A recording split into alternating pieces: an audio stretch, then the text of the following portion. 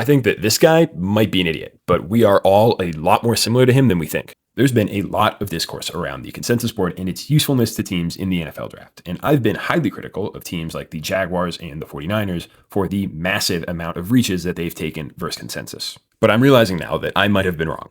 For those that aren't aware, the consensus board is just an aggregate of prospect rankings from a variety of experts out there. And it's been proven that reaching versus consensus, i.e. taking a guy way earlier than the board says that he should go, results in statistically worse outcomes than non-reaches because of the power of the wisdom of the crowd. So the teams down here were the most reach happy in the 2026 NFL draft, and I have railed against them for what I perceived as arrogance. They seem to think that they're smarter than the wisdom of the crowds, and their talent evaluation process is so good that they decide to continuously reach against consensus despite the numbers saying that this is a really bad idea and that these players typically don't turn out to be as good. But after thinking about it more, I've decided it's not arrogance. It's just human nature. The validity and importance of a lot of these front office jobs is threatened by the idea of the wisdom of the crowds. If a free website aggregating data from the internet is just as powerful of a predictor of how good a prospect is as entire NFL front offices and GMs making millions of dollars, then what do owners need to pay all these guys so much money for? What's the purpose of their work that they're doing? Why not just cut staff by 50% and follow the consensus board? Now, I'm not advocating for this to happen. Even as a consensus board truther, I recognize that there is a ton of important work that front offices need to do before the draft. Roster construction, team needs, medical evaluations, player interviews, character analysis, and all kinds of other important stuff that's not available to the internet draft analysts that make up the consensus board.